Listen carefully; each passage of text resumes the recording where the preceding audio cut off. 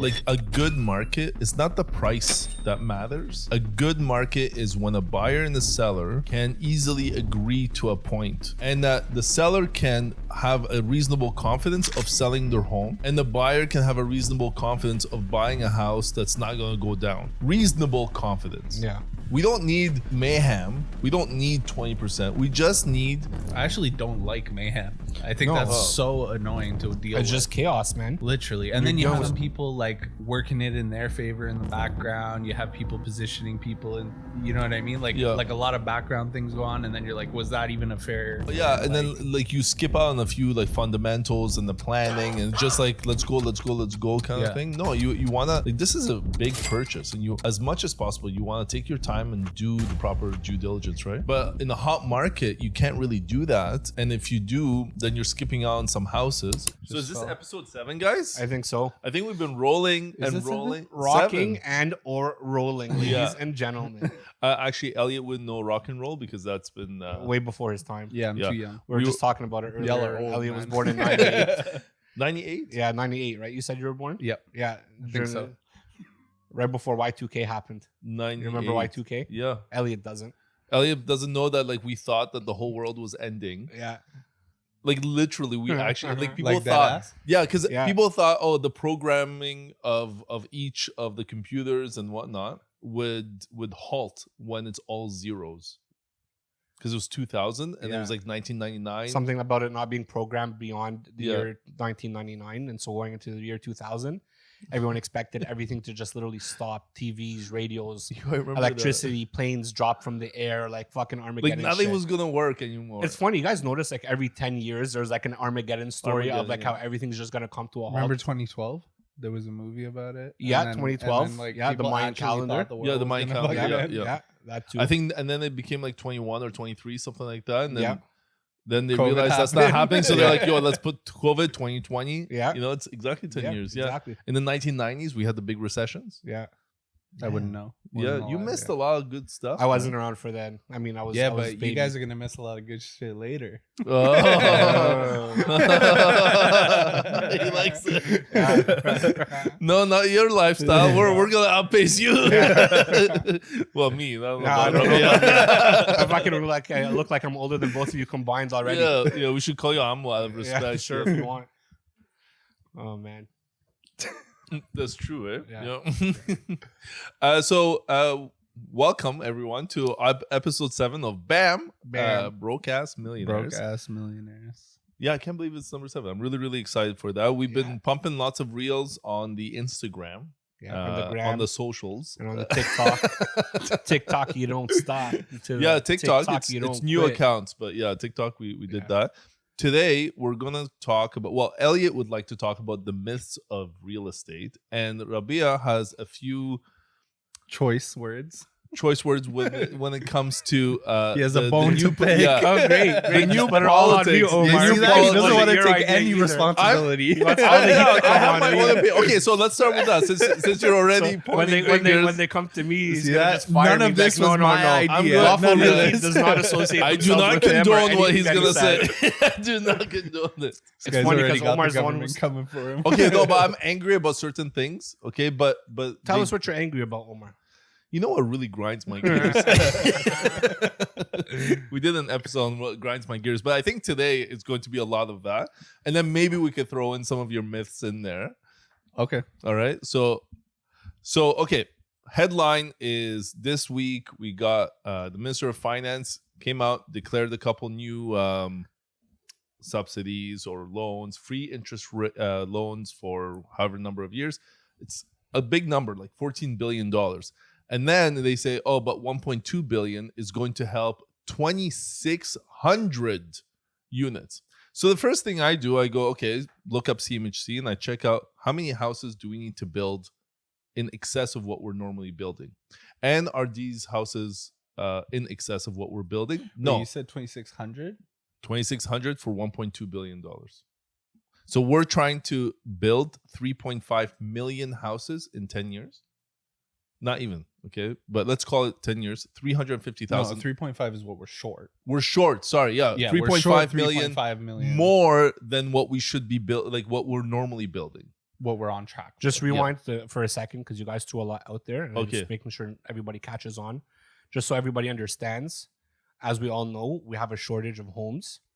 Yes. And based on what they're planning on building, we're still going to be short 3.5 million homes on top of what we're already building. Yeah. So just wanted to make sure that's fully. So in order to achieve that, we should build our regular pace plus, let's say, 350,000 new homes a year.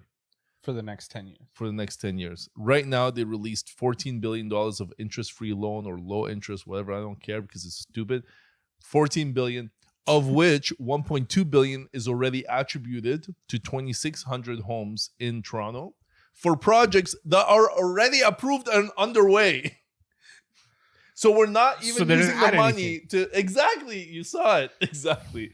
We're not adding anything. They're just giving new. that money to projects that already exist. Correct.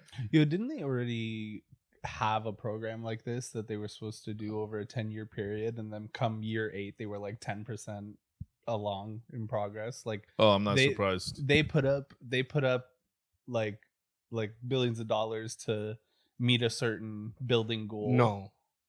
Are you serious? Yeah, are you surprised? The government said, wait. I just want to understand this. The government set a goal of something they were trying to accomplish. And by the time that deadline came around, you mean they didn't accomplish what they set out to do? No, they did. 10%. And they spent billions of dollars on 10%. this? Listen, brother, 10% is better than nothing, all right? No way. They accomplished 10%. Wow. I can't believe that happened. There was red tape. So my red. Yeah, wait, go. No.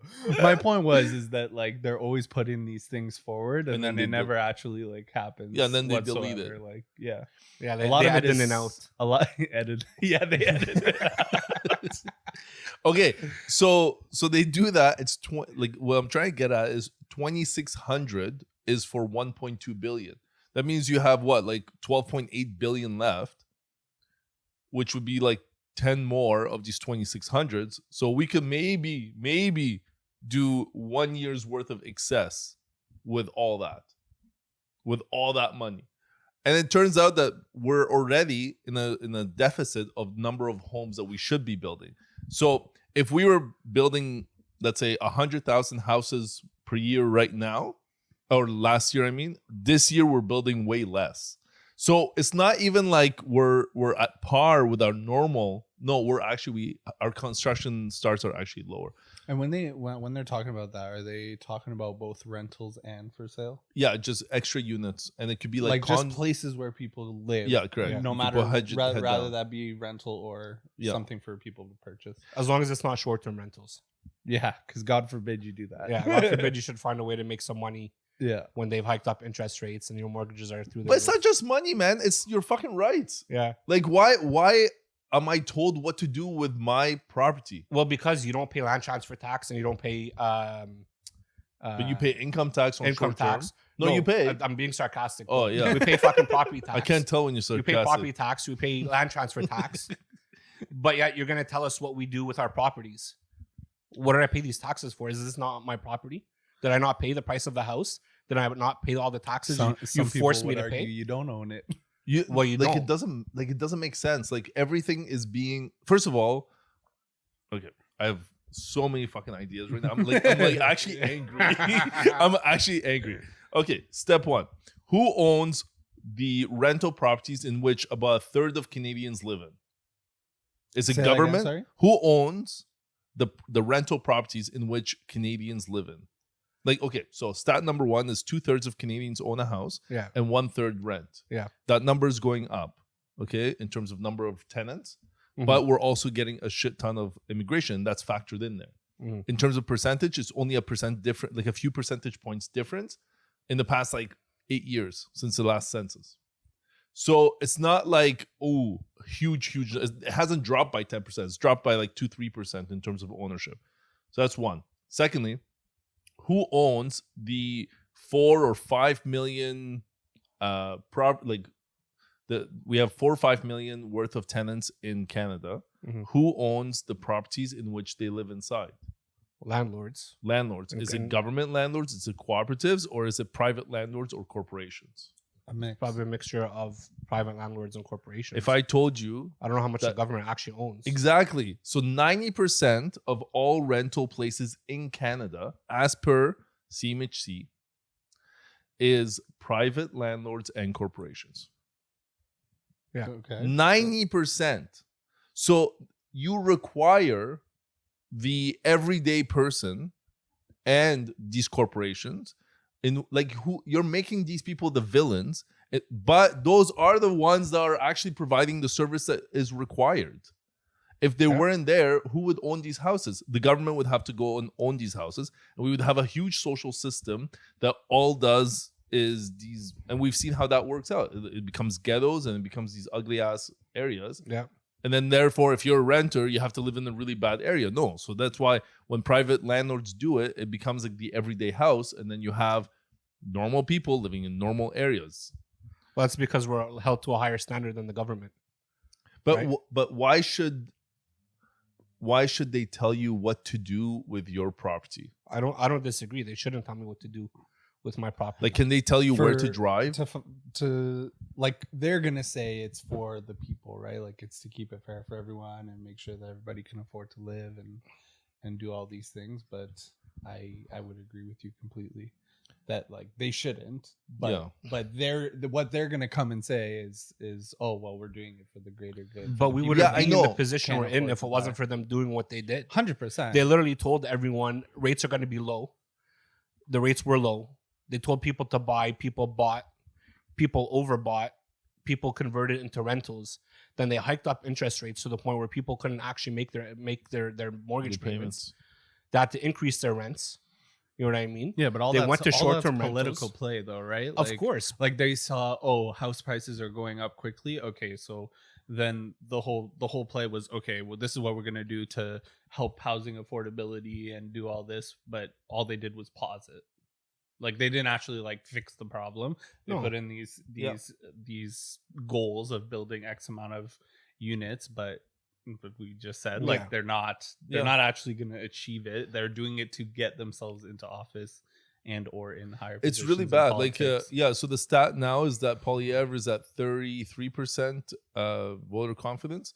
And Trudeau's down to like 21 or 22%. Yeah. That's a big trail. First of all, those are terrible numbers for either party. Yeah. Like that means like, a fifth of the population likes you and the other one's a third. It's bad. Yeah. But which is not bad because we would like a minority government, I think, because to calm things down, I don't like one person ruling the whole thing these days. But all this is to just kind of throw something at it and to get as many voter rights as possible. But I think it's the wrong methodology. Our system encourages short-term thinking when it comes to politics and it comes to all these programs. And as soon as the new government comes in place, it takes it away. So then corporations or individual investors or large institutions can't even make a long-term and strategic plan based on these plans that this government is putting in, because we don't know how long it's going to last. Mm-hmm. We don't know what the speculation, like the stipulations are. Like they came out with that short-term rental announcement. Yeah. And then at the bottom it says you cannot, so if you're a short-term rental investor, you cannot claim the expenses associated to the rental income that you're getting. So you can't claim the taxes or the interest, etc. Yeah. They haven't even actually defined that. Fees, you can't claim. It's a joke. So then that means you're gonna pay higher taxes on it, right? Mm-hmm. But at the bottom it says, and the definition is short term as per the municipal and or provincial rules. So in Ottawa, for instance, short term is defined as 30 days and less. Whereas in BC, it's 90 days and less. And every time I read this stuff, I go, yeah, but the Landlord and Tenancy Act allows me to rent by the day, by the week, by the month, by the year.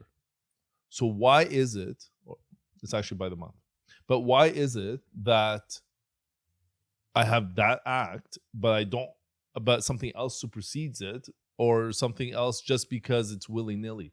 Like you've made this investment, and then now all of a sudden you keep changing the rules on me. Like how is this possible? And they change every like 4 months, 5 months. Like it's not even, they're doing the most. They just need like a chopping block. Like they need somebody's head on it, and they're just going after this small minority of people that are trying to, make a buck, or like it's a hustle. Yeah. So what, Yeah.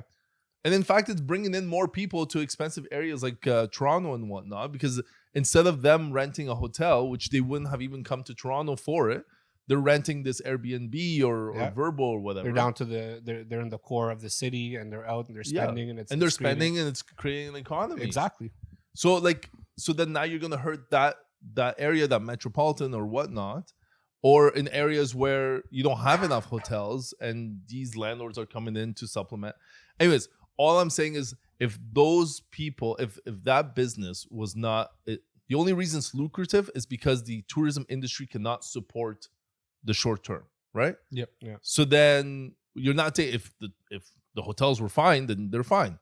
Then there wouldn't be a need. But it's also just the people and what they prefer to use too. Not everybody wants to stay at a hotel. What if you've got a family of people, or what if you've got a group of friends who all want to go down to a different city, catch a sporting event, concert, whatever? Well, they want that short-term rental. I want to have a house with my friends, so we can hang out, we can make food, we can just chill. Yeah, I'd rather have a 4-bedroom than a room. Well, exactly, right? Or we're gonna each get our own hotel room at that point. But think about it, like when we travel with the 2 kids, like what kind of hotel room can I get? Let's say I'm going to Toronto to see the family. What are you gonna get? What am I gonna get? You're gonna go get a luxury suite so that you can have multiple bedrooms. How much is that gonna cost you? Just to go to Toronto to see my family, to get a suite, I would walk away that weekend. Okay, it doesn't matter what weekend, man. These days, Toronto's so expensive. The cheapest night is like $600, man. Yeah, for like the 2-star or 3-star hotel. Like it's not not much, man. And $600. I'm not going to the W. I've been there once, but I wasn't impressed. I wasn't impressed. It's pretty good. Yeah, it was all right. Yeah, you're probably spending the same amount on Airbnb, except you're just getting a lot better accommodation than you would with a hotel. Like you're still probably like on an Airbnb, you're still probably spending $600 a night. No, not 600. No. I mean, it depends on the Airbnb, right? At the end of the day, but the point is that there's a flexibility to have something larger. Like the amount of times I've gone with friends and we've been like 5 to 10 people, and so we got a huge house. Yeah, you know what I mean? Talking about these friends, and I've never met a friend. Yeah, literally, I've never even traveled with him. Oh, you're his friend? No, I didn't think he was my friend actually. Yesterday he said, "Oh, I'm hanging out with some friends for football," and I said, "Let me just check my calendar because I must have missed the invitation." Oh, you know what? Did you get it? Yeah, I declined it though. You know what? I probably meant to drop off the invitation for the tomahawk dinner. Oh, that I never ended up making it to. Shit. So that's why you never got the invitation, because I lost the invitation. You must have lost it for the tomahawk. You probably lost it on the way over to give me your wedding invitation too. Oh yeah. So my COVID wedding was getting personal. Yeah, and then that I only had half the amount of people that were supposed to be at the wedding, but it's that's because nobody likes you. That's the difference. Sorry, that's not even why. He's like using COVID. It was like nobody wanted to come to my wedding. Coming. It was like 2018. He's like, it was COVID is on the way. Like not even close. Oh man, you would have been excited actually at my wedding because firemen showed up. I know you're into that. Holy shit! Yeah. Oh my god. Anyways, fucking politics these days, man. Like that. I'm still on it. I love having John behind the camera. He sits here and laughs. Exactly. You know, Jacob's all serious and shit, which I don't mind. We love you, Jacob. But like, this is hilarious. This is Jacob 2.0. I don't know if the people can hear him laughing through the microphone. Oh, for sure they can. I hope so. I hope remember in episode 1 when Jacob was talking from yes, that's right. We could hear him loud and clear. You're right. Yeah. Anything else grinds your gears, Rabieh? Man, you got me so heated that I'm losing my thoughts. Oh, by the way, last episode we talked about how like the younger generation, what their ownership rates are. Mm-hmm. I looked up CMHC, and the stats are not that different since 2016. Like they were comparing 2022 to 2016. And again, numbers have gone down, but that's because numbers have gone down across Canada. Board, yeah. But it's also across most of the age groups. it didn't break it down by genders or whatnot, but I broke it down by minorities, visible minorities, and then different levels of income. So generally speaking, it's the minorities that have increased in terms of renters, which also makes sense because immigration has gone up. But as a percentage of renters, it's gone up. Interesting. Yeah. But we're like, again, I haven't looked up these stats in a long time. And if I would just relied on the media, I'd be like, oh man, you know, these young kids today can't do it. Yeah. But it's more or less the same percentages, you know, like 1 or 2%. The young people now, their parents will gift them money if need be because they have so much equity in their place. Yeah. Be like yeah, prices of homes went up. But again, man, I just don't see that that's a huge, like it's a substantial amount of people. You work with a lot of young people? I do. Should be careful, man. I do, but I don't think it's the substantial amount of people that get these gifts. I really don't think so. The young people. You don't think that they get help from their parents on the majority? No, not the majority. No, I don't think on the majority. No way. Yeah. You think so? Yeah. The majority? Well, I think you got some rich ass clients. Yeah. No, I think a lot of people get help from their parents, like in a gift or as a cosign, to get their kid. I'm not even sure if it's a fifth of my clients, like in that age group. Okay. You think it's majority, like no, more than 50%? I don't think it's majority. I think it's like more than that for sure, though. More than 20%. Like I think it's common. Yeah, 20% is common, but yeah, okay. I don't know. You know what? I don't see it in my friend groups. From what I know of them, he's just laughing because I have friends. Yeah, he knows. You guys just fuck me every time. It's not even. Yeah, my friend is in my friend group. It's like his sister. He's just like, my sister didn't need any help. No, that was it. No, I just feel like, I mean, this isn't for everybody, but I feel like it all comes down to, fuck, you guys lost me making my train of thought right now. It all comes down to priorities, right? At the end of the day. So a lot of people aren't prioritizing getting a house because they don't think that they can achieve it. And this is actually a conversation I had with somebody the other day too. I told you about the conversation with a friend of mine who's looking to potentially invest. And he's like, we've toyed around with the idea, but we just, we've never pulled the trigger. I'm like, why? He's like, well, I just don't think it's in the cards for us. Like, is it feasible financially? Well, I looked at him like, have you actually looked into it?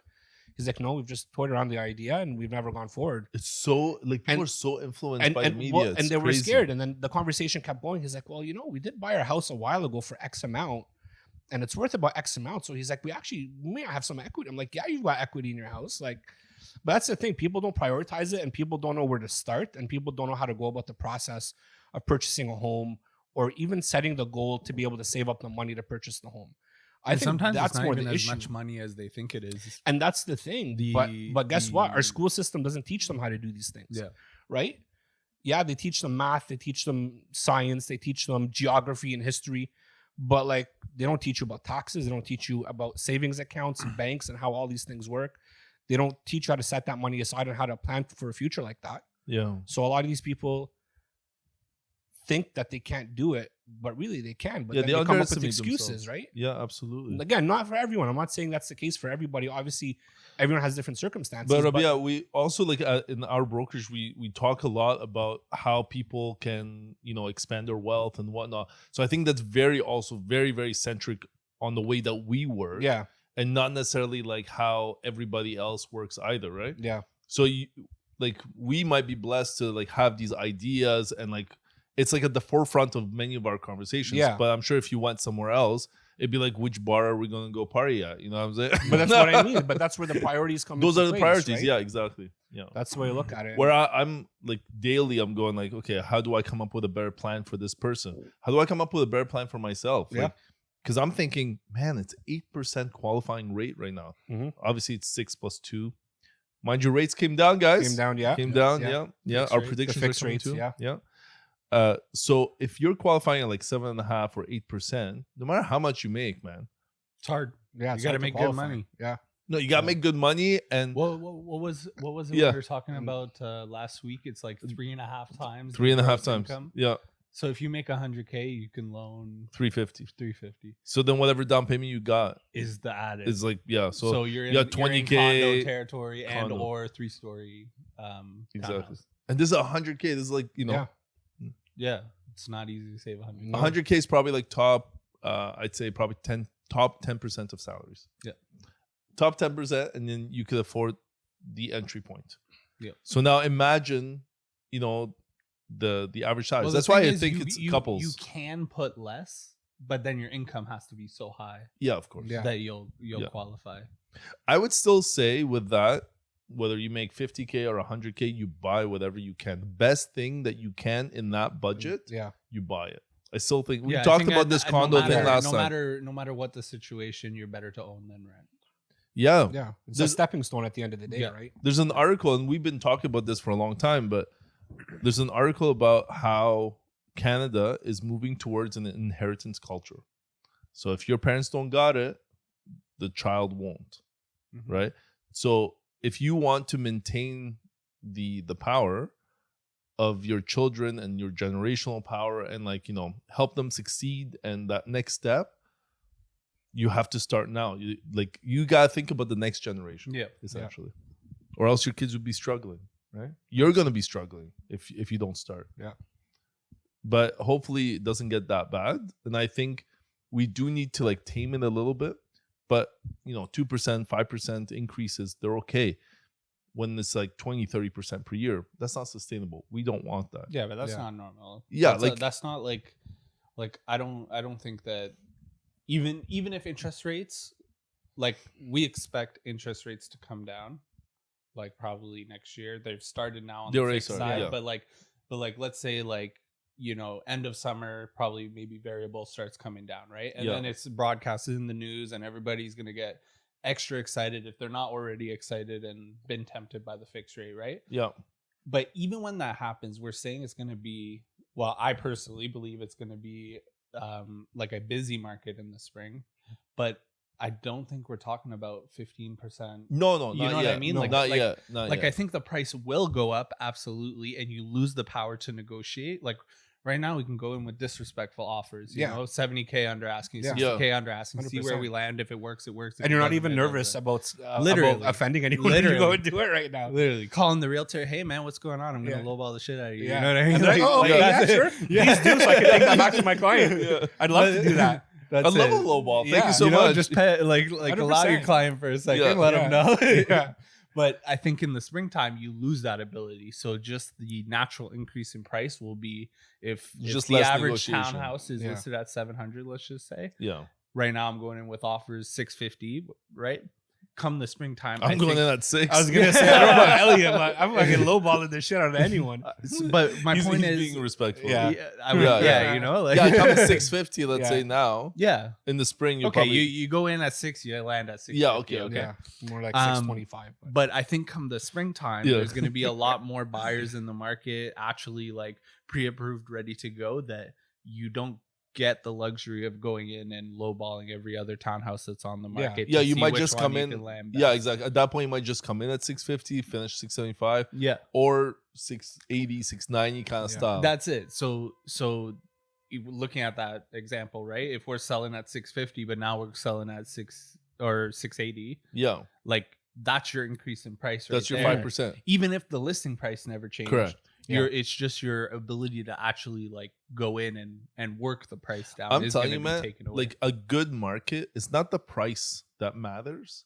A good market is when a buyer and the seller can easily agree to a point, and that the seller can have a reasonable confidence of selling their home, and the buyer can have a reasonable confidence of buying a house that's not going to go down. Yeah.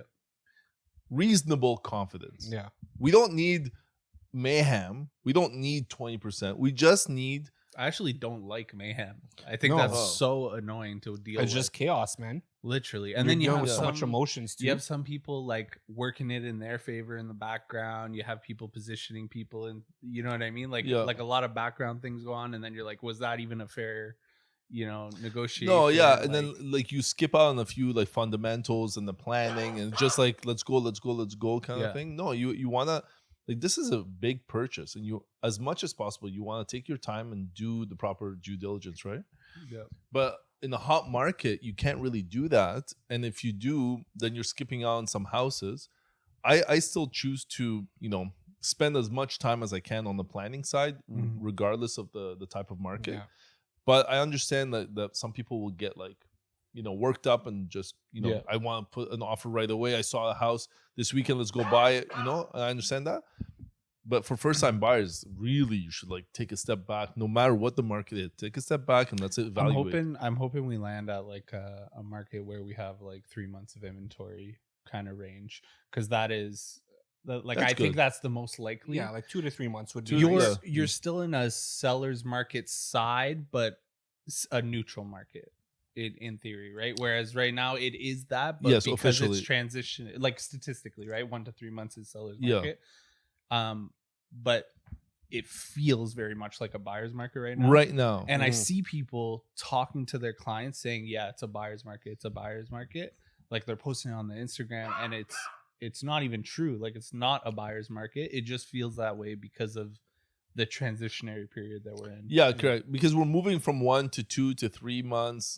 Yeah. And that feels like a buyer's market. Because for that to happen, like things have to come to the market and not sell. Or the things are sitting, just keeps going longer and longer. And you're calculating the days on the market, and you're like, but the other stuff sold for less. So what's wrong with my property? But it's not that. It's just that, man, I'm looking at the stats, and what I do is I often look at everything that sells 25 kilometers around Parliament Hill. I love doing that because it really separates rural from core. And core, so like 25 kilometers. It'll get you into the suburbs. Would that reach Barhaven, Canada, that kind of thing? Believe it or not, yeah. Whereas Toronto, you'd have to do like 100. Yeah, really? Yeah, it's crazy. Nuts. Maybe 50 radius.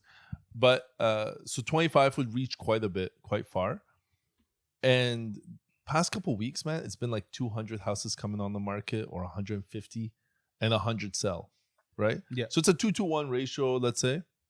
That's not bad. That's a 2 months worth of inventory. Yeah. But we've also been sitting on some inventory for a while too. Yeah. For the past couple months. But it's level. It's leveling at like 3.5 months. Yeah. I think the position right now is if somebody is selling, it's probably not because they want to. It's probably because they have to, or they've made, or they want the move. Yeah, but I think that they want the move and maybe started it before it changed, and it changed very quickly, like in the course of like a week and a half. The market was a completely different market on the 1st of October versus like the 15th of October, let's say, for example. I want to bring something up as a myth.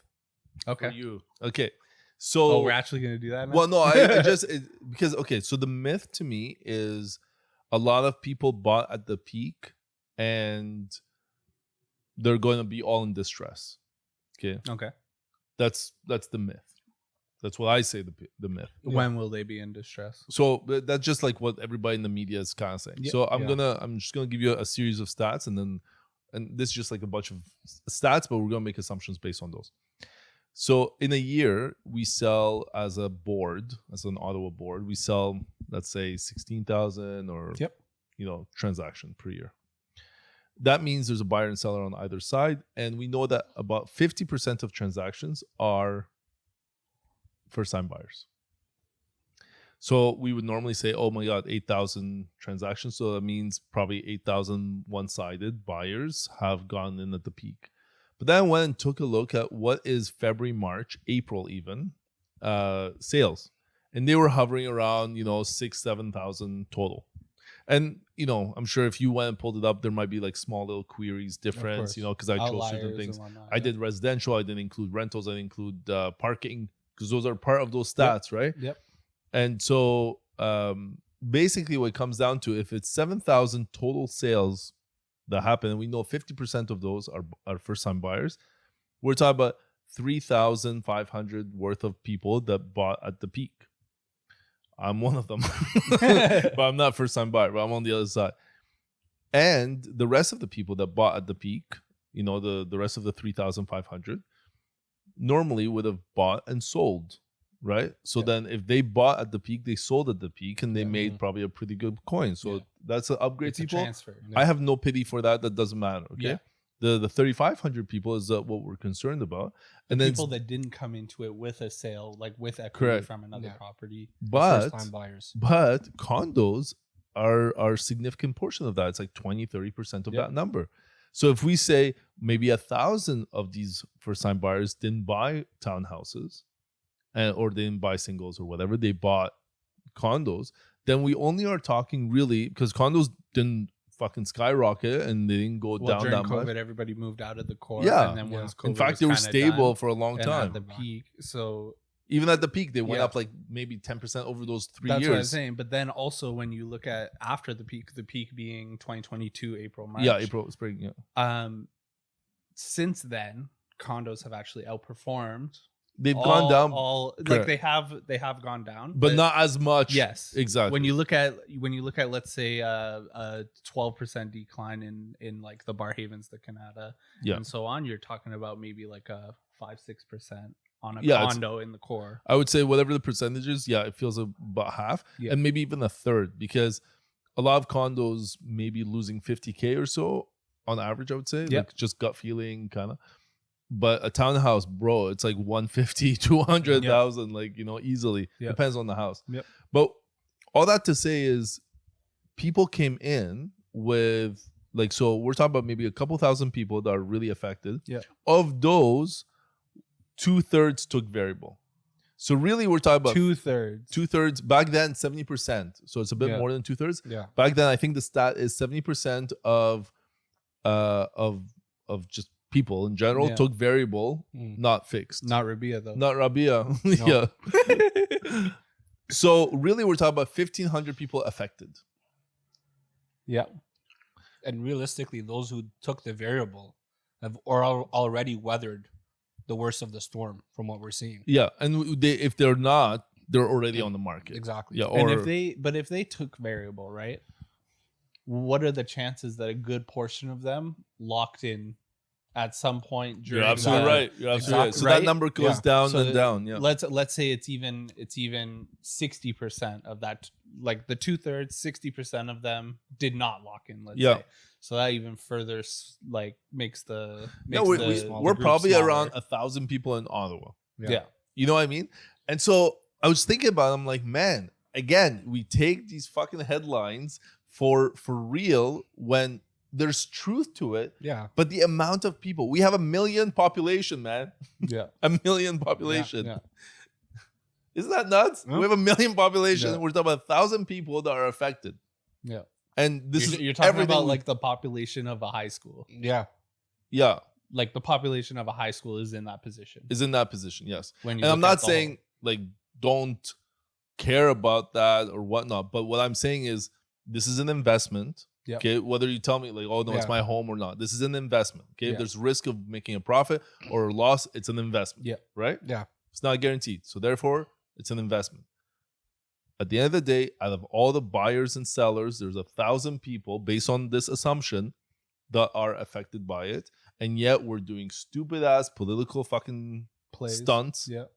to try and get votes and to affect everything in the normal capitalistic society. Like, it doesn't make sense. That's what bugs me. That's what really grinds my gears, Elliott. Get this guy out of here, man. I love how it went to Elliott. I'm going to ask you about a myth. And let me And then it tell turned you to Omar something. just fucking talking and ranting. Oh my god! Like, I'm bro, sorry. where was the 100%. question in Yo, I all of woke- this, bro? You just went on a tangent. No, it wasn't. I said You I'm even gonna talk to us. Eh? Neither of us like get a word He's in. working the I job. tried to get in there with like my comment about Okay. variables and Yeah. weathering the storm. He just fucking took it and ran with it even more. But it's true though that they're saying that all these Trudeau? people are gonna no. It's true though. Don't get me started on that, man. Yeah, there we go. I don't want to die, bro. He's- I don't want to die. I No. got too much to live for right I now. got Chris after me. Yeah. It's true though. What? No, I was just talking about how it's true what you were saying, statistically speaking, that there's not that many people affected. And like I said, the people who are hit with the variables and the rates went up, they weathered the storm. Yeah. We've likely, fingers crossed, seen the worst of it up to this point. So if they've survived, then we're good. And there's also different things in play that are helping people who have been struggling with their payments in terms of extensions of their amortization periods and things of that nature to ensure that we don't, lose our shirts on real estate across the board right now, right? So but they're taking one side of the spectrum and not looking at the other side of it at the same time. I think personally, I think you're silly to have gone with variable when interest rates are so low, because they were so low and you like, I get it. In the meantime, it's so cheap. The thing is, though, is that the difference of qualifications, that's exactly it, from going with a fixed term to a variable term, there was a huge gap, man. If you went variable, you could qualify for so much more. That's and in the heat of what was going on at that time and all the overbidding, people needed to qualify for more. They needed every fucking dollar, right? And we were told rates were going to stay low for a long time.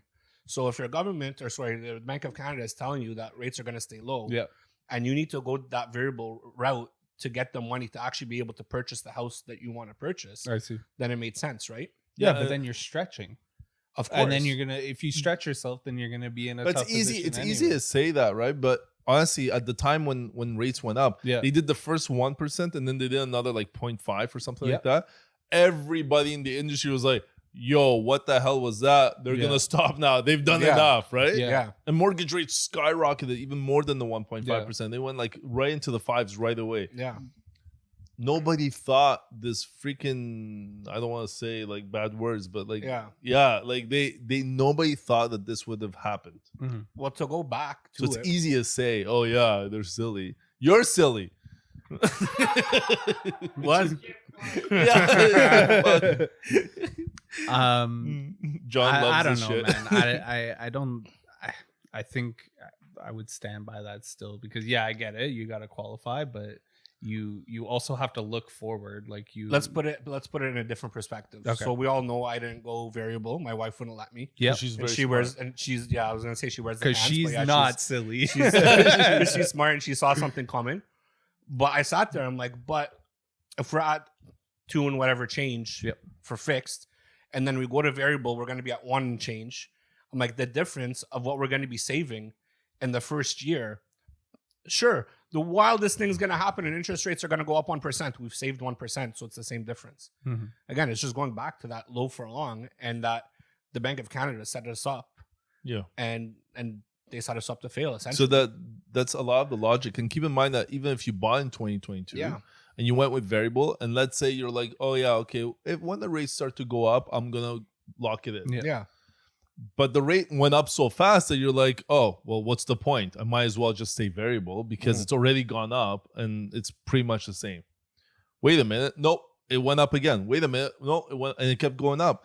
It just didn't make any sense. And that's why people were coming up with logic, but the logic was defied by a bit of politics and a bit of Bank of Canada. So there's financial policy and then there's financial politics. Right now, we're in an era of financial politics, and that's all it is. It's a psychological warfare because I don't think they could actually increase rates anymore, but they need to scare the shit out of you not to spend so the economy could slow down. But we're on the ground. We're on the, on the streets. Yeah. But so we see what small businesses go through. Yeah. We see it, right? But if when RBC is taking a look at these numbers, or CMHC or Bank of Canada or whatnot, they're looking at like data from like months ago. I feel it now. I know. If you talk to Jacob or John, you know how many people are coming to the studio. You start to see the fluctuation in people's spending behavior. You go down to the store for food or whatever, you start to see the lineups change. This is what I mean, is that this data is only going to get reported in 2-3 months from now. And then we're going to say, oh shit, last quarter we were in the deficit. We were in in a recession. Oh fuck, now we got to go back on our words, reduce rates quickly. But the bond market is like a lagging indicator. Yeah. Completely. They're reacting rather than planning and having foresight for what's going to happen. Yeah, so right now fixed rates are the best are the best way because the bond markets will react. Yeah. Because they're investors. They're seeing it. They know what's going on. They're going to react faster than the Bank of Canada. And as a result, you should get that savings. Hopefully, at least. Yeah, you'd hope so. Oh boy, man. I'm telling you, man, this is it's gonna be an interesting winter, but I'm starting to feel the momentum already. Do you? Yeah. I'm starting to see people at least Closer. initiate the conversation. Yeah. They're thinking about it, they're asking the question. Yeah. Which is probably like is a lot better than what we've been dealing with, which is like absolute crickets. Like you couldn't even like talk to a person that was even if they were talking to you, let's say 4 or 5 months ago about like because even 4 or 5 months ago, like we know that this is the best time to buy anyways, because statistically you get the best deals in the winter / end of fall. You like these are the times to negotiate anyways. So anybody that late fall, not early fall. Early fall is usually no sorry, I meant like now. Did I say early fall? Winter. I meant winter, late fall. Yeah, perfect. Like that is the time that if you're just buying, that's typically the time. We saw it last year before we saw a 10% recovery of what we lost over the course of the last 3 quarters of 2022. So anybody that was coming to me saying, "Oh, I'm going to buy my first property," or "I'm looking to invest," like we kind of had an idea that hopefully the fixed rates would start to come down, and we know that price wise it's the best time to negotiate right now. So I was telling them to wait anyways.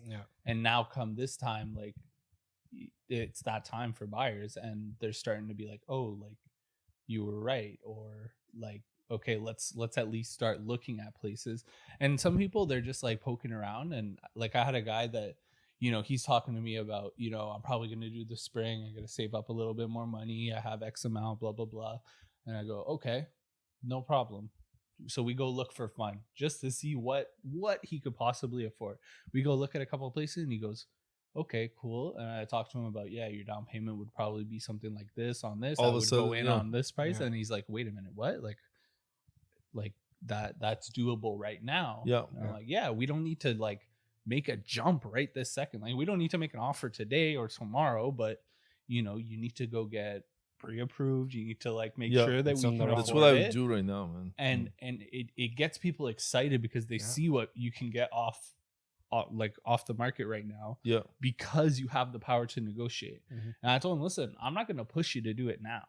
Like if you want to wait till spring, but whatever. I'm telling you that you're not going in 60K under asking on the 500K property. You know what I mean? Like you're just not doing at one point you got during uncertainty you got to do something. That's it. That's like what I said earlier, is that people want to do it but they don't know where to start and what it's going to cost them. But as soon as they get out there, I feel like they see the plot. Like 100%. They're like, "Oh, like this is actually very doable. I like this place." And then they actually start like, okay, like let me get my ducks in line and let me start doing it. Because what's nice right now too is you're seeing homes reasonably priced, right? Yep. Things aren't overinflated and overpriced like they were, and you're not worried about a bidding war where you're gonna have to spend 100, 200 grand more than asking, right? So people are more at ease and they can go take a look, and that's what I'm. And then walk away, go have a conversation, come back, plan, negotiate. We did a deal recently. It took us like 3 days to negotiate it. During the pandemic, it would be like 3 hours and you're like sweating the whole time. And then while that one is happening, you're like preparing the offer for the other house in case this one falls, so you can offer on the other one. Well, we looked last week or the week before. The only people that are actually selling right now are the people that are working with the lowball offers. Like nothing that is selling unless it's already priced correctly, which I'm gonna say a random stat and it's not accurate, but feeling wise on the market, I'm gonna say 75% of properties on the market are priced for what they should have been in the spring / summer. Like they're a little bit over. They need to be adjusted.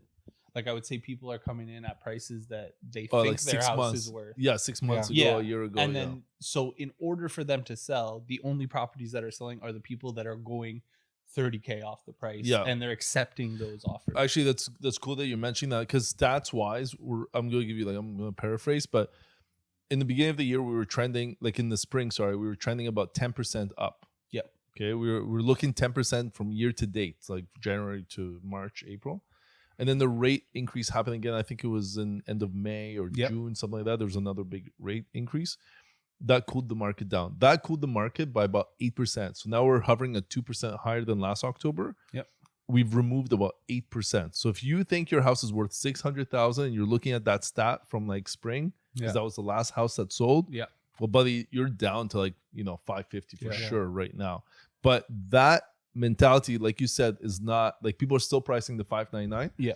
And it should be at 550 just as a starting point. Yeah. You're at 50K. But it also tells me that the bottom of the market was last fall. Yeah. I still have not seen lower than that. Yeah. We're hovering at 2%, so you might get the one-off deals here and there. Like year over year is probably going to be like Flat. 1% increase. That's and fine. Or half. So basically, kind of thing. Yeah, that's fine. Like basically nil. Nothing happened. Yeah. But it's a better market than fall of last year. Yeah. But still not a very strong market. Even that's coming. Even that's interesting because you look January to January, let's say it lands at 1% increase, okay, just for argument's sake. Yeah. That's a nil. That's basically no hurt. No hurt, exactly. Sorry. But if you would have, let's say, sold your property in the spring, you would have been in a better off position selling it earlier in the year. Like we know that the spring is the best time for sellers. So even right now, like when people come to me to list their home, I'm telling them, maybe we wait until the spring because right now is like not the time to get the most money for your home. And again, it's obviously some situations you just got to get rid of it and so on and so forth. But majority of the conversation is if you're just buying, you're buying now. And if you're looking to sell, you're probably going to be selling in the spring. I would prepare for that. But historically speaking, though, like sometimes in the fall, like the first few months of the fall, that's why I kind of like to divide them up, right? Yeah. The first half of the fall is a strong market and sometimes even finishes the year off stronger than any of the other months. Yeah, but I would say majority of that is probably because people don't want to move in the holidays and the winter. They want to be in their place. Yeah, and it's anybody that wanted to buy, but it's usually not.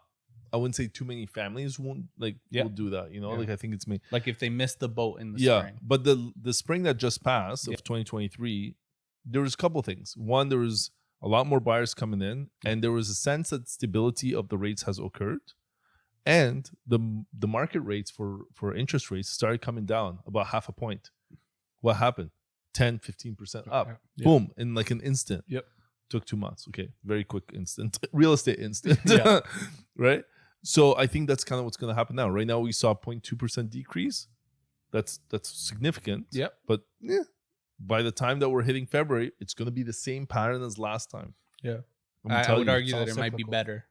Oh, it's going to be, I think, because I think, GDP numbers, inflation numbers. Basically, the spring gave a taste of, okay, we're not going up anymore. And everybody got excited. Yes. Now it might actually be down. Yes. And you have everybody excited getting in again, but on a bigger scale. Yeah, I think more people are going to come in. You were going to say?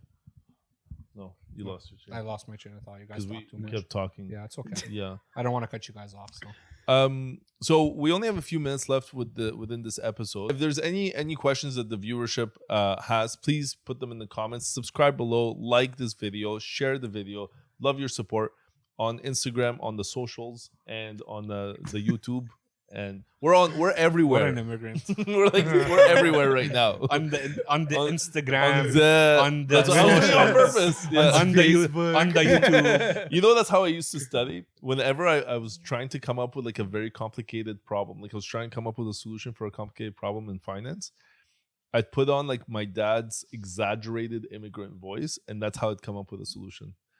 Shout out. Why is a derivative is not working like this? Oh, and then I come up with a solution right away.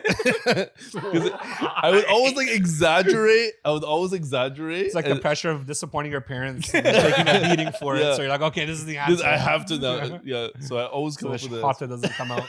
Elliott, shahata is a slipper. Okay, is that what he used to hit you with, or? Well, he's not gonna declare anything. We're not gonna say. But I plead the fifth. Apparently here it's the 13th, by the way. There's no 5th Amendment in Canada. It's the 13th Amendment or something. 13th right. Something bullshit. I don't know. A mortgage broker told me that. That's good. Yeah. So we're going to trust them. So in conclusion, guys, politics and the media tend to over-exaggerate the situation.